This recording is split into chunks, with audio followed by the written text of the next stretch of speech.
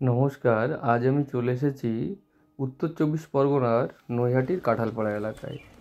হ্যাঁ, তিনি ছিলেন 19 শতকের বিশিষ্ট বাঙালি ঔপন্যাসিক। বাংলা গদ্য ও উপন্যাসের বিকাশে তার অসীম অবদানের কথা কেউ ভোলেনি। তবে গীতার ব্যাখ্যাদাতা হিসাবে, সাহিত্য সমালোচক হিসাবেও তিনি বিশেষ খ্যাতিমান। তিনি জীবিকা সূত্রে ব্রিটিশ রাজের কর্মকর্তা ছিলেন। একসময় তিনি ছদ্মনাম হিসাবে কমলাকান্ত নামটি বেছে নিয়েছিলেন। তাকে বাংলা উপন্যাসের জনক বলা হয়। এছাড়া তিনি বাংলা সাহিত্য সম্রাট হিসাবেও পরিচিত।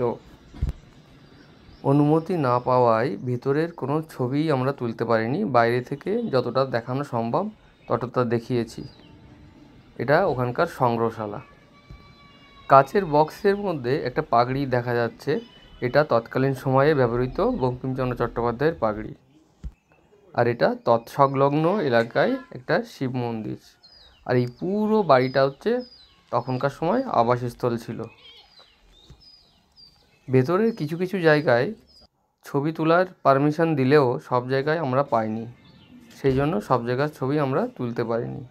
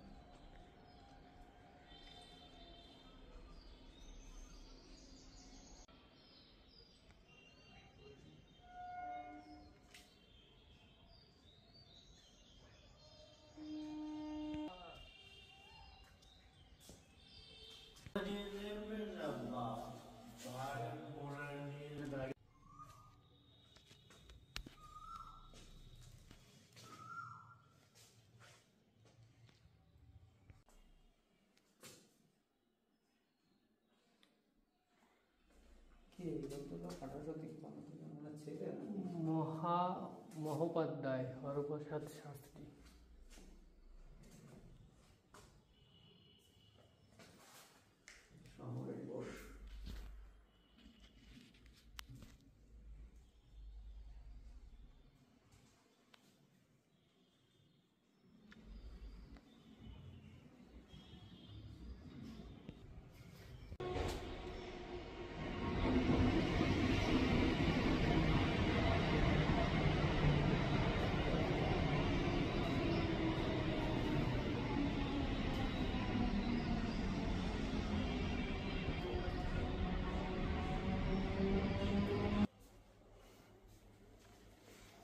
National song of India Bande Mataram, এটি 1876 সালে তার আনন্দমঠ উপন্যাসে প্রথম প্রকাশিত হয়েছিল।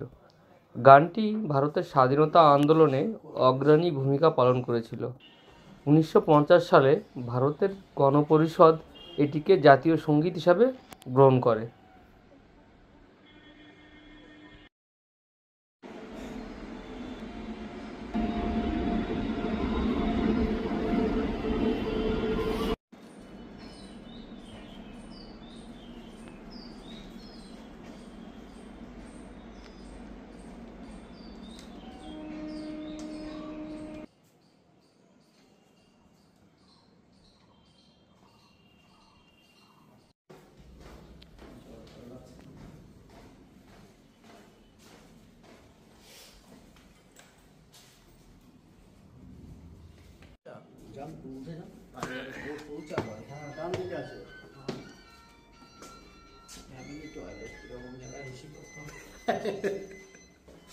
ভিডিও উঠছে কিন্তু।